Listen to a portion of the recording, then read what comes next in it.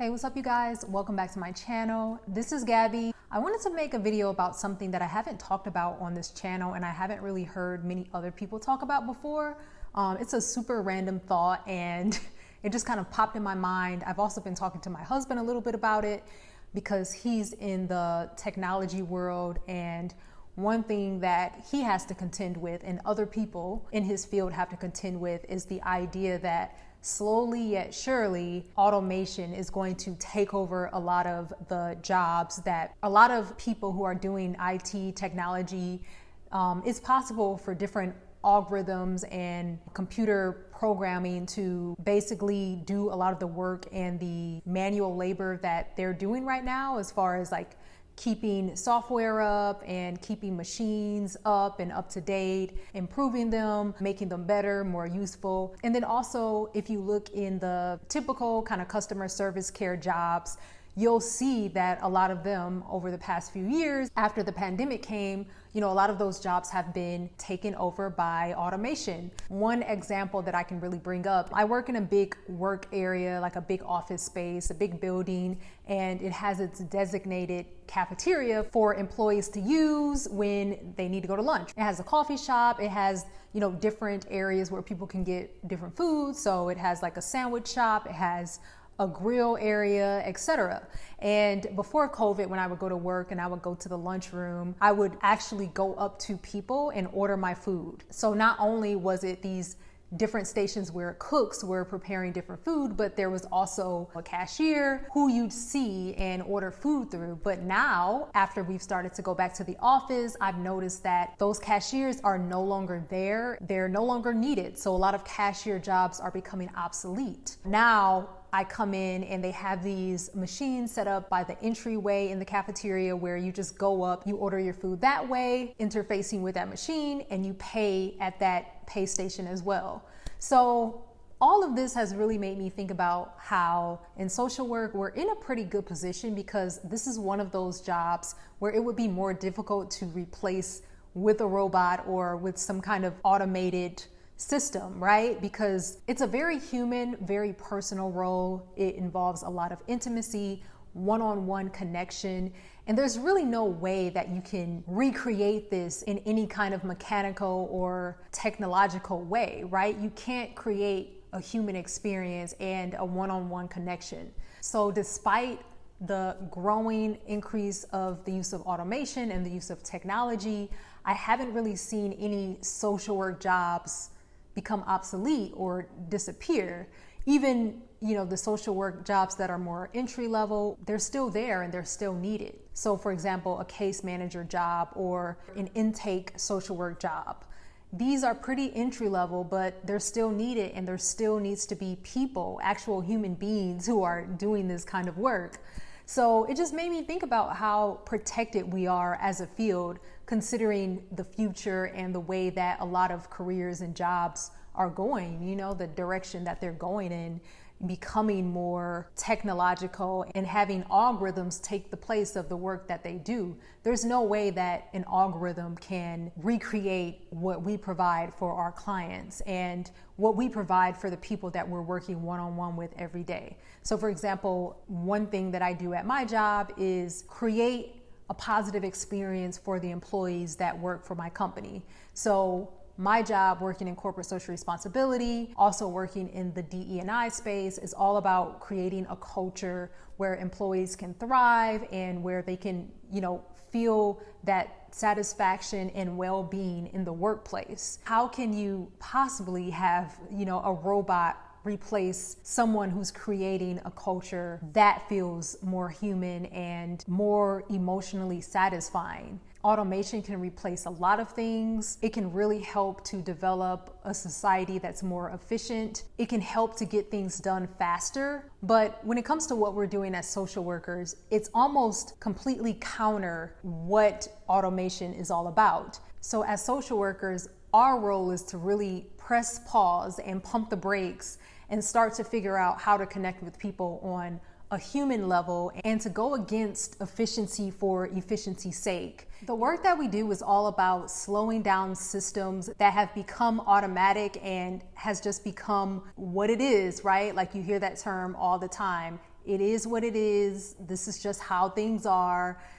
This is just how the structure is. But as social workers, our job is really to question that and say, okay, but it doesn't have to be that way. How can we change things for the better? What can we implement to make it so that it's no longer just life as we know it today? So for example, one lesson that we learned from the pandemic is that we have a big equity issue in society, right? So a lot of people of color, a lot of African Americans was significantly more impacted by the pandemic than other people in society, right? And before COVID-19, a lot of people just said, oh, it just is what it is. We have poor people, we have middle class people, even though that's like slowly dwindling, and we have our rich people. It just is what it is. That's how society is structured. And a lot of people just didn't question it and didn't really consider how things could be made better. But social workers and other people in the helping profession were the ones that pointed these inconsistencies and inequities out after the pandemic happened and tried to almost unautomate things. So for example, if we would have just kept on going in the same direction, the natural flow of life and the flow of society and the flow of resources, and just allowed that natural flow of resources to happen, and for some people to get it and some people to just not get it, and we didn't press pause and ask the question, okay, how can we redistribute these resources in a way that's more equitable? How can we ensure that those in the most need have, protections in place so that if a pandemic happens or if some other kind of mass societal issue happens, these people's lives won't, completely fall apart at the drop of a hat. Social work is a very messy job, right? Like it really requires you to think differently and to gather information from various areas to make an informed decision about what should be done or what the next step should be. So another example that will tie back to the current times and tie back to the pandemic, we've noticed that the mental health of not even just those who are vulnerable or not just underserved populations, but a lot of the population is now suffering with mental health issues in a way that they never have before, in larger numbers than ever before. So now one of the challenge that social workers and people in the helping profession has is trying to find out how we can build communities, how we can build neighborhoods and schools, office spaces that can support not just that person with getting their work done or with succeeding in their grades or, getting their schoolwork done, et cetera, but how can we support people in their mental health and their well-being? So these are questions that I think only humans can solve.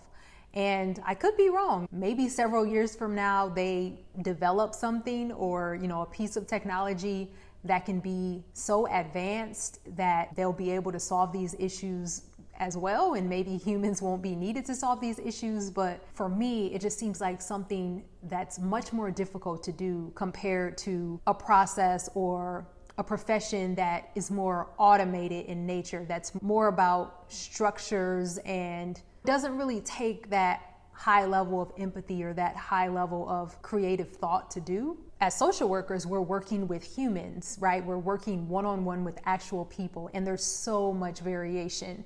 There's so much to consider and to keep in mind. A therapeutic technique that you use for one individual will need to be completely altered to fit the needs, the background, the history of another person. In that way, I just think it's more necessary for a person to actually interact with a human and not some robot that you've taught how to be empathetic and have taught to, say the right words or do the right things that would make someone feel better. This made me think about certain apps that have been created to help people to be more calm or be in a meditative state. So I have an app called the Calm app, and you can go to the app and you can pick through different meditations that you can do, right? It has meditations for different situations. So maybe, for example, meditation when you're sad, meditation when you're angry, but it's always going to be very general to the point where it's not always going to be enough. If I'm really going through a mental health challenge, I'm going to want to talk to a person who can really guide me about my specific issue. It's only so much that an app or a piece of technology can help you with if you're having mental health challenges or just like overall well-being challenges. Yeah, I just thought this was an interesting conversation. And I think it's just another reason why social work is a good field. If you think about all of these other fields that are becoming automated and becoming obsolete as we get into this new era of, the technological state, I feel that in a way we're very protected because we are working with humans, and working with humans require a certain level of specificity. For me, this is good news, and if anyone out there is wanting to study social work, but your family or your parents just doesn't understand the benefits of it, or maybe they don't agree with what you're trying to do because they're afraid about the future of your career or what your job prospects will look like, tell them, hey, I think with the way a lot of jobs are becoming automated, this job is one of the most protected because it is very human-centric and relies on that one-on-one relationship building in order to conduct. So maybe this can help to ease their mind a bit. Yeah, there's always going to be social work jobs. There's always going to be a need for that deep human connection and for someone who has the ability and the skill level to deeply communicate in a very human way, not in a robotic way, not in some kind of algorithmic way, but an actual human-centric way. So anyway, let me know what you think about this video and what my views are on this topic. If you all have heard of any kind of way that social workers have been replaced, let us know in the comment section.